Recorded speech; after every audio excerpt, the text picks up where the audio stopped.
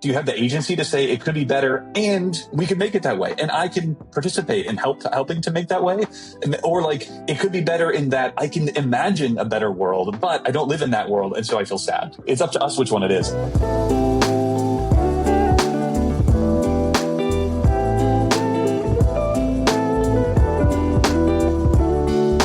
Hi, everybody. Welcome to Season 2 of Neural Compass, where we explore the future of mental health and behavioral health at the intersection of clinical care and cutting-edge AI. I'm Mark Jacobstein, co-founder and president of Jimini Health and host of Neural Compass. I am really excited today to have probably my favorite blogger on the entire internet, Adam Mastroianni, here as our guest. And there's so many things we're going to talk about, but I'll start with a very brief introduction here. Adam has quite the background. Among other things, his Princeton Class Day speaker, Rhodes Scholar, and Harvard PhD in psychology.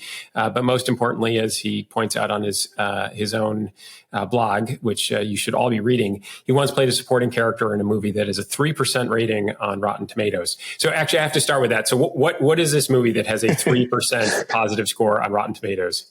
It's called Love, Weddings, and Other Disasters, not to be confused with Love and Other Disasters. Okay. And it's directed by the guy who directed a bunch of like Adam Sandler movies in the 90s. And apparently he spent 10 years writing the script. And no offense to him, the script is not good. It's basically Love Actually, but it's in Boston in the fall and bad. And so there's like 5 different storylines. I'm in one of them. And yeah, people did not like the movie, but I occasionally get residual checks. So it seemed almost impossible to get 3% rating on Rotten Tomatoes. Yeah, you'd think because usually anything that's that bad, somebody likes to hate watch it. And like this movie actually isn't even bad in the way that you could hate watch it. It's just kind of bad. I need to update my own bio. So I am in an Academy Award nominated film called Street Fight, which is a wonderful documentary about Cory Booker, now senator from New Jersey's first race for mayor of Newark. And it's a phenomenal movie. I'm in the movie for about 3 seconds. Like, don't blink, blink and you miss it. But it's literally the worst I've ever looked in my entire life is the one still that a very mean ex-girlfriend managed to capture from this movie and post on Facebook, of course, because that's what one does. Wow. But I think that needs to make its way into my bio. So our podcast here theoretically is where we talk about neuroscience, brains, AI, mental health. We're not so tight on our format. And obviously you do study psychology. We're going to get into a lot of things beyond sort of our usual. I want to talk a lot about science, what does and what does not work. I think you've written a lot of really interesting and thought-provoking things there, but also behavioral psychology and relationship to therapy, why writing is hard, a few other fun topics. But before we get into that, give me the journey. You talk about being from Monroeville, Ohio? Monroeville, Ohio. Yeah. How'd you get from there to, you show up as the funny kid at Princeton, I guess, and how'd you get from there into psychology? I mean, kind of by accident. I didn't know anybody who went to like selective schools coming out of high school. My high school was great, but it's middle of nowhere. Like no one really leaves the state or often even the town. And it was my mom and dad who were like, look, the world doesn't end at the village limits. Like you should apply other places, and just kind of happened into going to Princeton and changed everything for me. That like, I didn't know how small the world was that I came from. I like showed up to the first day of class and the professor was like, I live in a small town nearby of like 30,000 people. And my town has, as you mentioned, like 1,400 people, and the world kind of zoomed out. I was like, oh, I didn't know. That was like the first of many kind of zoom out moments. The funny thing is I'm from Rochester, New York, which is 250,000 people in a county of 1 million. And I had a similar experience, actually. Like you show up, and the kids from New York, or for that matter, London, or, I guess today, Dubai or Bangalore, like there's a very different lens on the world.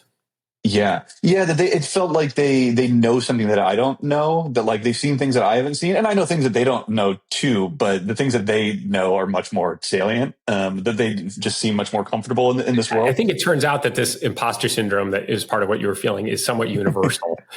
Yes. Jumping right into actually then the work in psychology, you've done all sorts of interesting work. I want to talk about one of the pieces. I think it's one of your more famous pieces that you've written for your blog, Experimental Psychology, which is entitled "Good Conversations Have a Lot of Doorknobs."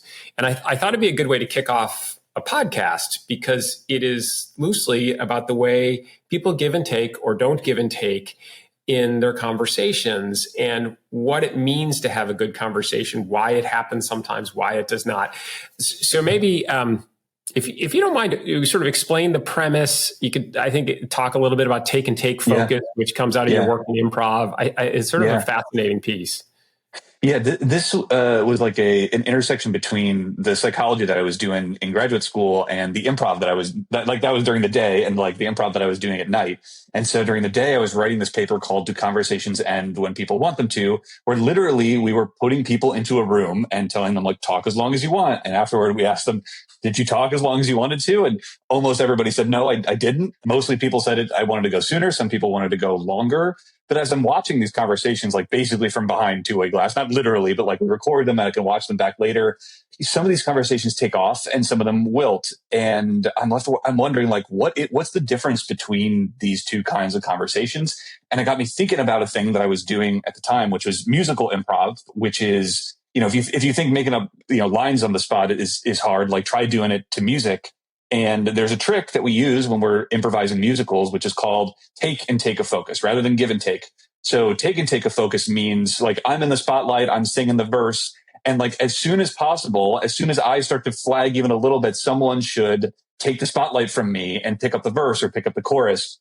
I think it's interesting because I'm doing it right now. Not that you're flagging, but it's an interesting thing because podcasting, relatively new form for me. Like, I think I've been a decent conversationalist my whole life, but when I started to formally interview people in a way that is supposed to hopefully be enlightening and interesting, you realize very quickly and very directly how hard it is and important it is, and I've never seen anybody formalize it before. I read your article about this notion of take and take and being ready to jump in. Yeah. Because sometimes you got to push, sometimes you got to pull. Yeah. And so this like take and take idea of like, I can actually be supportive of you by taking the spotlight from you is, I think, counter to the way most people think a successful, like a platonic ideal of a successful conversation unfolds. People think it should unfold as give and take, right? That like, I talk and then I invite your participation. I say, I have 3 cousins. How many cousins do you have? And like, we go back and forth like this. But in fact, that model can work if we ask good questions. But this other model of take and take can work as well. That both of them, what they're doing at their best is offering what I call a doorknob, which is a way of entering the next room of the conversation, something the other person can respond to. Even if my statement didn't end with a question mark that invites you to participate, I can say things that make it easier for you to go next. Yeah, think more about the notion of the doorknob. You define it as it's an affordance, like stairs and handles, etc. Again, it was not something I'd sort of seen before. And you also did a nice job of describing what some of these doorknobs look like in a conversation.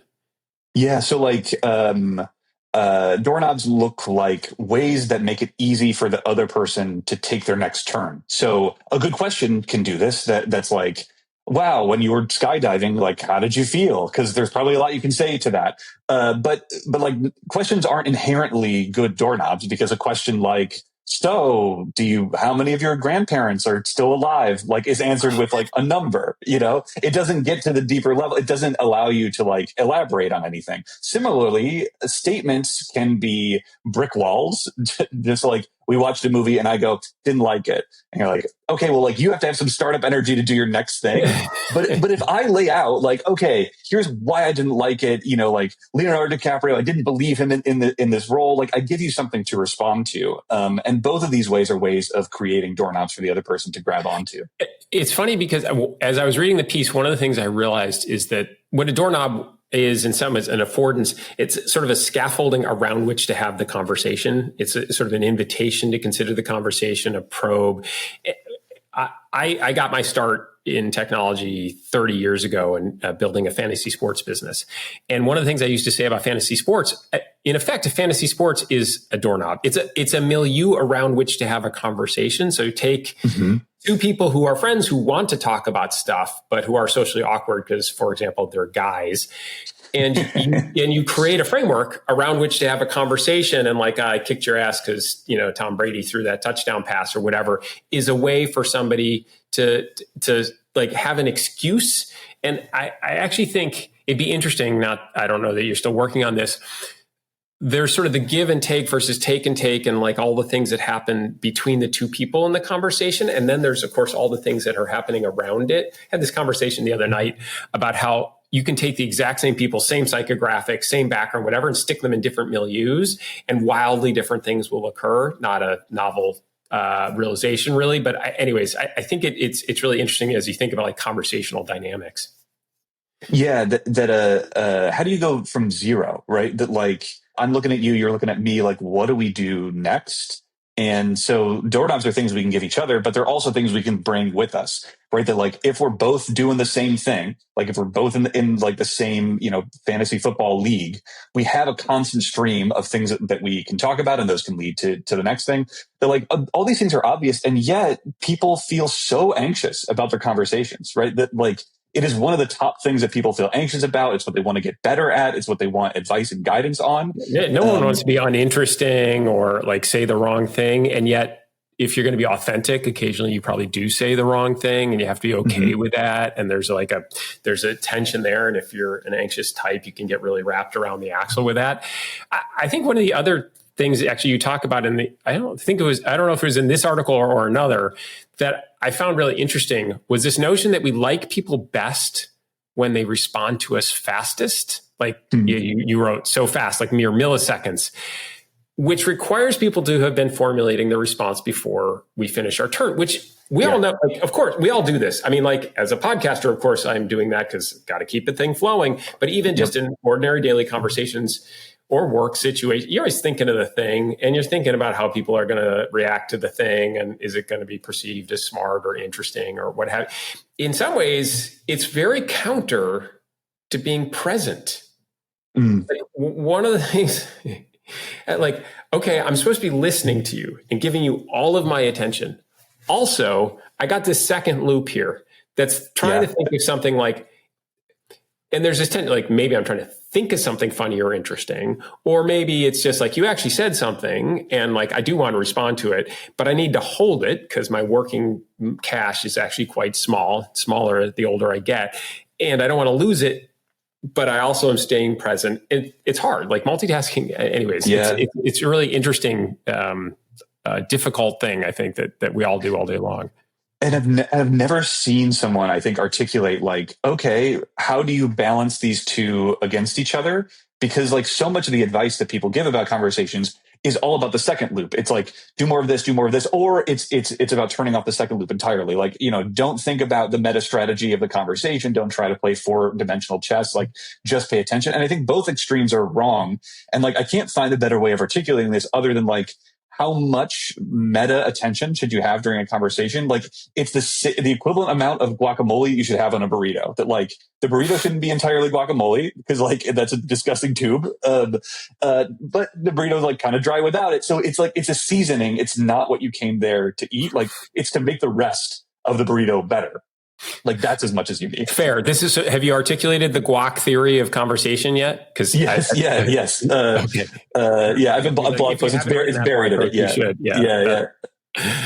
Amazing. Well, maybe switching gears from conversation here.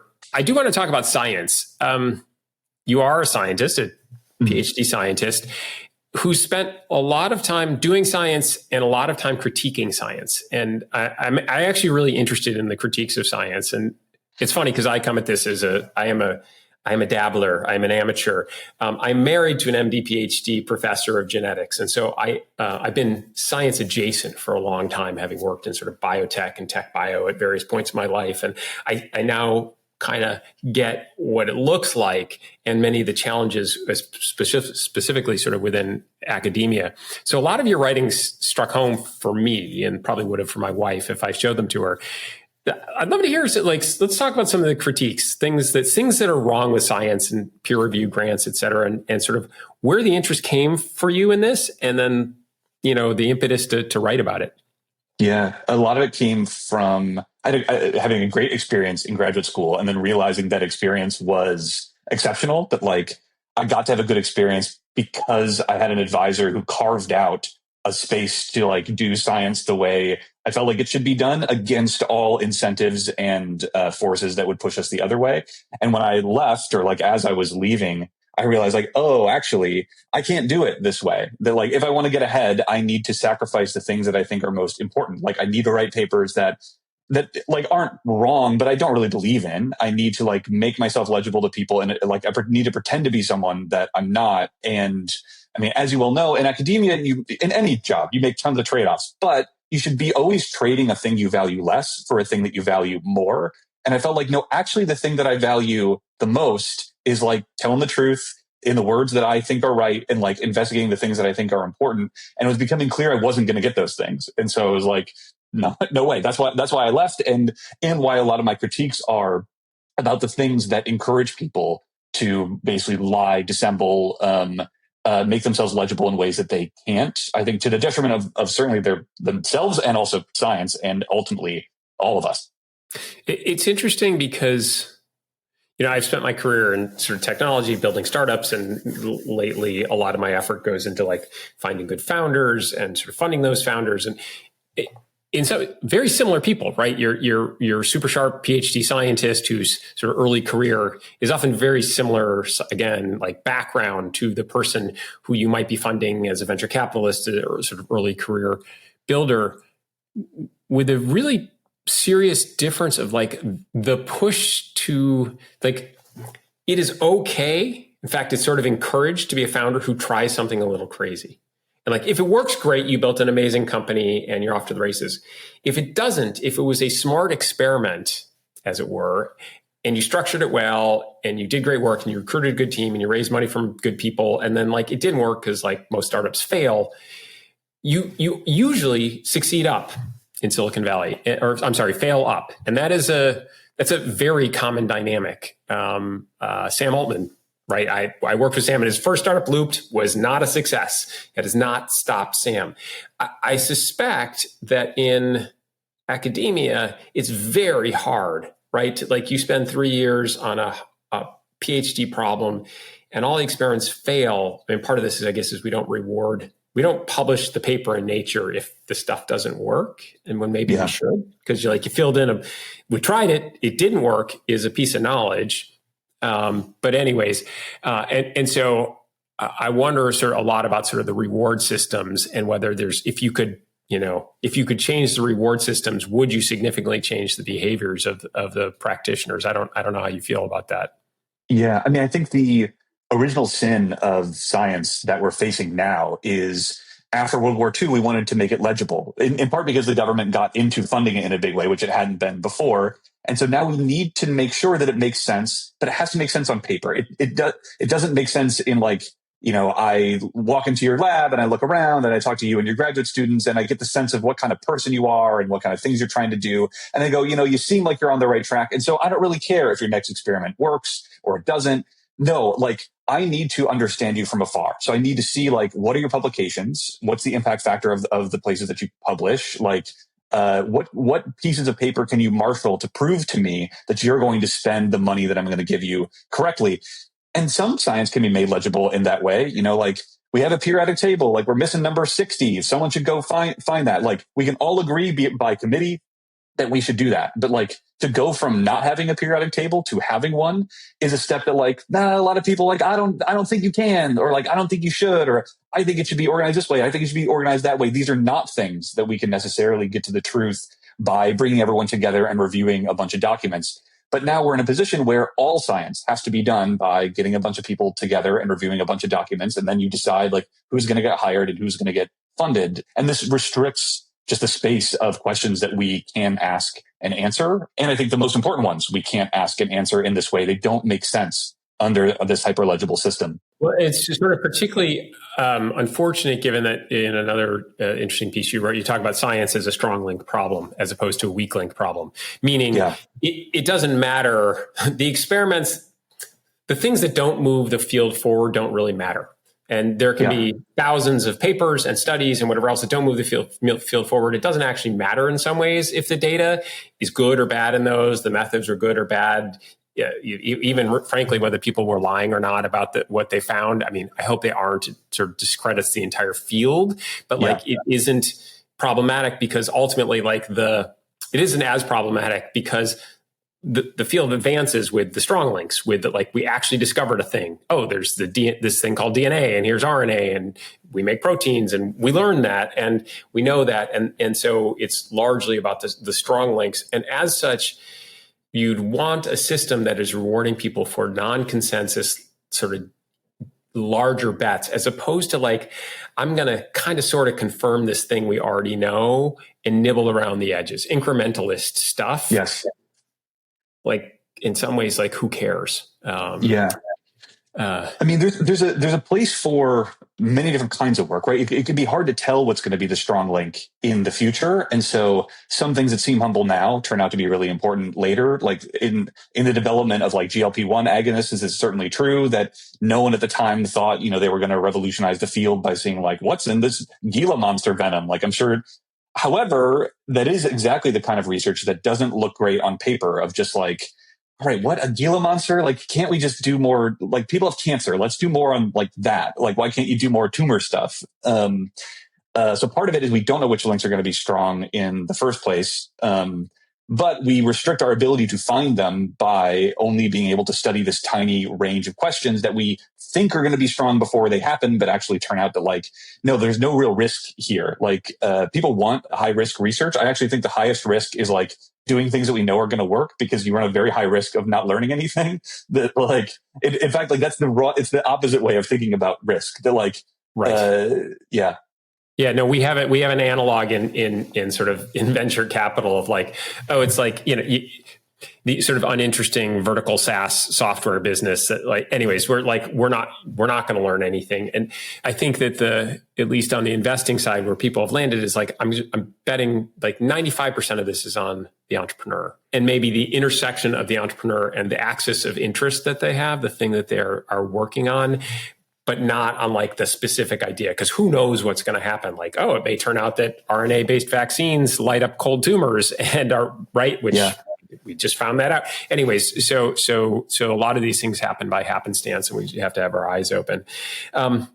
So relatedly, I think to your sort of critiques of, I'm going to call it big science and kind of the way it works, and peer review and the grant cycles and a variety of other things along those lines. And again, for those who don't read the blog, you should. It's super interesting, and I think that the critique, for example, of peer review is the best one I've ever seen. And we can have another conversation, Adam, sometime offline about what I think the world should do about it. But you sort of put your money where your mouth is in terms of like doing some, I'm going to call it like citizen science. So you put together a really interesting piece called "Things Could Be Better," and I call it a piece. I should probably call it an article. Of course, there's this weird thing like, oh, it's a publication, except you published it in SciArchive, which is, I assume, not peer reviewed. Nope. But like, right, and that's the point. But like, doesn't mean it's bad science. It just means it's not peer reviewed. And there's a whole other critique of peer review that you have. And the good stuff bubbles up to the top, presumably, and the lousy stuff everyone doesn't pay any attention to or critiques, and it goes away. Talk to everybody through kind of what you did with Things Could Be Better. I love, among other things, like what the conclusions you reached, but also like the methods you used to do this. So talk us through that. So the way this happened is I was hanging out with my friend Ethan, who's also a psychologist. We know each other a long time, and we got to wondering, like, how do people judge whether things are good or bad? You're like government, like people don't like it. Cell phone, people like it. Social media, people don't like it. Like, where do those come from? And as psychologists, we felt like we should have some way of answering that question, but like we both just drew a blank. We're like, well, okay, what if one way for a mind to solve this problem is to compare one thing to another? Oh, I like my phone because it's easy to imagine how my phone could be worse, and maybe that's why my phone is good, and it's hard for me to imagine how it could be better. Anyway, I think that turns out to maybe be wrong, but that's why we started doing this. We ran these studies where we gave people a bunch of items like your life, your toothbrush, the economy, COVID. How could these things be different? And we had people list out a bunch of ways, and then we're like, okay, if they were different in that way, how much better or worse would it be? What we thought we would find is like some things people imagine how they could be better, and some things people imagine how they could be worse.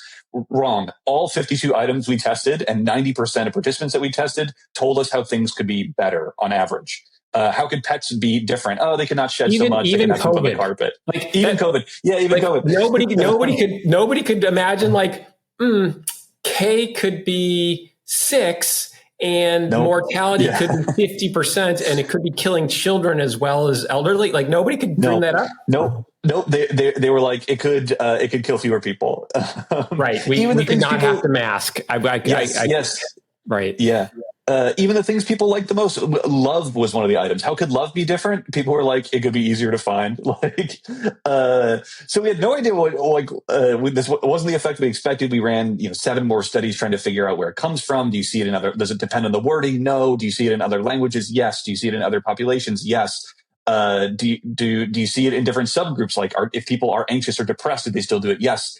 We couldn't get the effect to go away. And anyway, so we had a ton of fun running these studies. I thought it was super interesting. It wasn't what we expected. We went down this rabbit hole. Then we tried to write it for a scientific journal and it just sucked. It was so bad, the article we came up with, in part because we had to, if not outright lie, at least dissemble. We had to be like, you can't admit that you didn't find what you sought out to find. You can't say that this doesn't really have much application to the literature. Like this is kind of just a random idea that we had. We forgot why we ran study 8. And so we had to kind of cover that up. And eventually we're just like, what if we just didn't lie? Like, what if we just told the truth beginning to end, write it in normal words, and we'll just post it on our blog? And that's what we did. And at the time we thought we were doing something really stupid. We were like, this is basically like setting $100 bill on fire because this could have been a paper in a journal. I could have published this in Nature or at least Nature Psychology, whatever it is. Yeah. And instead we did this and then really out of no effort of our own, when you post something on PsyArchive, which is just a place that people put their preprints, before they get published as a PDF, you can upload it there. So we put it there too. So it'd be easy to refer to. And I forgot that there was at the time a Twitter bot that just tweets out the title of every new paper that gets uploaded. So I, put it on there. And the next morning I woke up and found that thousands of people had found the paper through that and were commenting on it and giving us feedback. This ended up being the most peer-reviewed paper I've ever had, even though it's not technically peer-reviewed. I love this. I love this story for so many different reasons. First of all, never underestimate the power of a good title. Things could be better. Awesome, right? Attention is all you need. Actually, Transformer is not particularly useful for AI, but attention is all you need is a great title. I'm kidding. Yeah. But the other piece here, again, longer conversation about this. There are ways to ascribe value to good thinking and good scientific work that extend beyond the H index, right? And beyond and go beyond the number of citations one has, where by the way, I'm citing somebody because I think that person might be my peer, but they might be the reviewer for me. And so I better have their paper cited in my paper if they're going to, anyways, Reddit figured this out a long time ago. So, but also you haven't mentioned the methods here. One of the things I thought was interesting was how much money you guys spent putting this whole thing together. And, punchline, not very much. Yeah. Probably overall, we maybe spent $1,500. And most of that was the part where we got participants who speak Mandarin and live in China. We had to pay extra to reach them. Otherwise, each of these studies is a couple $100. People take it for a few bucks online. So anytime one of my entrepreneurs is I can't get to the, no, Mechanical Turk and Qualtrics and services like this exist for a reason. And Adam was able to put together this study for actually a dozen different studies, which all sort of showed the same thing for $1,500. You can figure out whether people are going to like your service or not. I think there's something so amazing in there too, though, about stepping back from the meta points to actually the point of the study, which is that humans with our amazing imagination are always thinking about how things could be better. And what's interesting is what a double-edged sword that is. Because the fact that we're always thinking about the way things could be better, I think is probably the primary driver for how things have gotten better. Right? That imagination drives entrepreneurial spirit. I think of this thing, I'm going to go make this thing. That's how I'll make my fame and fortune, or this discovery is important for my society. I'm going to just go do it. And this is how we've had this sort of inexorable advance of society. At the same time, it also is why we never think things are very good. There's all these books, Steven Pinker wrote what's his book on enlightenment values. I don't remember what it's called. Yeah, Enlightenment Now. Yeah. Enlightenment Now. Right. Thank you. Yeah. So like in Enlightenment Now, there's like, between rule of law, which, we'll see if that continues to hold, like democracy and rationalism and humanism and the scientific method, like basically, the Enlightenment values. We saw this explosion in all things good in humans over the course of the last 400 or 500 years. Like people live longer and they don't live in slavery as much. And like all these things, like all the metrics. And it's not a little bit, it's like from 0% to 90% or 2% to 90% or 95% or 99% and all the things we care about. And yet, everybody's unhappy all the time and think things can be better and allows for things like despotism and like, because I can take advantage of the fact that I can always imagine how much better it could be and probably do that. Do people do this retroactively as well? I don't know if you were able to study, does this explain why we need to make things great again? Because we think they used to be great? Yeah, it's possible. I mean, we asked people, have you done this recently? Have you thought about how something could be different? And almost everybody had. And we were like, okay, was that a thought about how it could be better or worse? And almost everybody told us, like, I thought about how something could be better. And I think this is totally true what you're saying, that like there's an optimistic way and a pessimistic way of saying this, that like it's not inherently either. To say that something could be better could be hopeful and it could be dismal. And it all depends on like what additional ingredient do you add to the mix of like, do you have the agency to say it could be better and we can make it that way? And I can participate in helping to make that way. Or like it could be better in that I can imagine a better world, but I don't live in that world. And so I feel sad. It's up to us which one it is. Well, and I love this notion, like also that like people, I think you made this point in your piece about Disco Duck. I don't remember what it's called, about how people look like, when we look backwards, we forget about all the bad stuff. The things you remember are the great songs, right? You make the point with music. Like, so when you think that the music today is trash, and because a lot of it is, you forget that was true back then also, whenever then is. It's just that the good songs last. And that we eventually, because music is a strong link problem, also we filter out the nonsense. Eventually we forget it and we don't listen hopefully to the Macarena anymore. And right. And so it allows us again to have these sort of rose-colored glasses for the past and for the future and feel miserable about where we are today. So speaking of feeling miserable about where we are today, I thought when we shift gears here and talk a little bit about therapy, and I'm curious that you're a behavioral psychologist, and, Jimini, host of this podcast, we spend a lot of time thinking about therapy and actually working with real people to make them feel better. And I asked ChatGPT whether asking you about the relationship between behavioral psychologists and therapists was a good question, and it said yes. I love syncophancy. I don't know why we're trying to train it. I don't know why we're trying to train the syncophancy out of. Like why do we want to get rid of that? Like I want to feel like I'm in charge of my actual AI overlord. But how do you think about the relationship between behavioral psychology and the sort of practitioners and therapists, et cetera? And I know you've had your own journey with therapy, et cetera. Yeah. I think about this as like this is one of the holy grails of like why we do the basic research. So like, how will we know that we're making progress in experimental psychology? Like just trying to understand the basics of the mind. Well, like we could use it to do something. Like what could we use it to do? Like cure mental illness. Like there's so many people out there who need it. The data suggests we haven't gotten much better at treating it over the past 50 years. And like we have a bunch of different approaches. They roughly seem equivalent. That like some maybe kind of win out, but like it's not like we have a silver bullet, but we've been working at this for a long time. And like, why is it so hard? I think it's because we don't have the basics right. That like we could run a ton more studies on like, if you manualize the study, like the approach in this way, does it make it better? And like, maybe you can make it better, but we're not about to invent the thing that like cures depression. And like, I can imagine a world where it's not just an idle fantasy. Like, I think we can cure depression. I mean, we've done it before. Like there's no more smallpox because we understood the mechanisms involved, but that didn't come from a bunch of blind experimentation of just like, what if we do this? What if we do? Like it a little bit came from seeing what people are already doing that worked and then having some idea of how these diseases are caused, that gives you some idea of how you might cure them.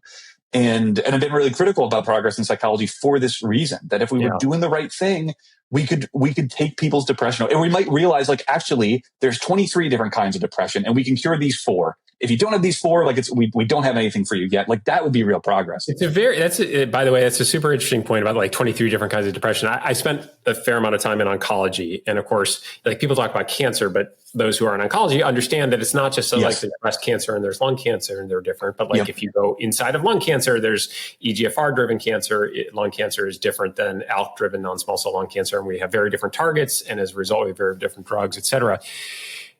That said, unfortunately, my suspicion is that mental illness will feel more like cancer than smallpox, probably forever. In that the difference, like smallpox, single mechanism, single cure, assuming we don't all go down a crazy anti-vax rabbit hole, like, we can actually keep smallpox at bay. Like, it exists in a couple, anyways. Cancer, like, cells are wildly complex and they can become cancerous for lots of different reasons. And so containing that is a really crazy complex problem. And I would argue that, like, the CNS and the immune system, which is CNS vis-a-vis depression, anxiety, serious mental illness, et cetera, and immune system vis-a-vis cancer, like, equally crazily complex to, like, pull apart. So we can do a lot better. I hope you're right that we can kind of like actually cure these things, but I'm not even entirely sure what it would mean to, like, cure anxiety, for example. But I mean, I think the first step would be to have a better idea of what it is. You know, there was a point at which we didn't really have a good idea of what cancer was. You know, like, all the words you just said describing these different kinds of cancers, like, those are all recent inventions that came from understanding, like, what are the pieces of this system? What do they do? Like, oh, this one breaks in this way, that causes this kind of malfunction. We don't even have, I think, the beginning of a sense of, like, what is the system of the mind? This is something I've been working on with some friends of mine, of, like, what would it look like for psychology to be a paradigmatic science? It would be to have a mechanistic understanding of, like, this is what the structure is like. That doesn't mean, you know, we have a box here. We know what the box does. Maybe we don't know how it accomplishes it. Maybe you have to go down to the molecular level. Or maybe the thing is, you know the mechanism, but you can't drug it. But at least now you know the mechanism, right? Yes, right. Yes. And I think there are approaches that whether they're right or wrong, at least try to do this. Of, like, it's like trying to understand an engine by taking the parts apart and asking what each one does, versus just treating the engine like a black box and just like, when your car doesn't go, your car just has the property of being broken down, which I think is right now like the equivalent of saying, like, you have depression because you are depressed. It's like, well, what does it mean? I think you're right. And it's particularly tough when you think about, say, therapy, qua therapy, because, like, what I'm literally trying to do is, like, cure you with words, which is, like, it's hard, man. And it doesn't mean there's no value, but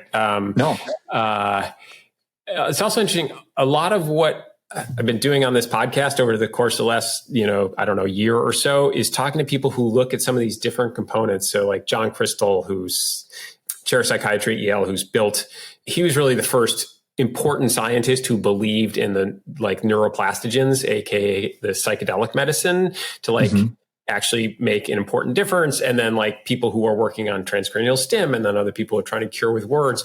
And one of the things, to your point about, like, a unified system, is on, like, my sense is that we will get at a lot of these things as these modalities start to come together. Maybe analogous to how in cancer, like, the first thing they do is usually is cut it out, like surgery, awesome. Or a variation on that, which is radiation. And then after that, maybe we have drugs, because they have lots of tougher side effects, and they may have off-target effects and all the rest of it. So you use them sort of anyways, but there's a better understanding of the whole thing. And there's also more tools. And I'm, very cautiously optimistic that that's starting to happen vis-a-vis mental illness. I don't know if you're feeling the same as you guys have been exploring. Have you written at all about this large? Yeah. So,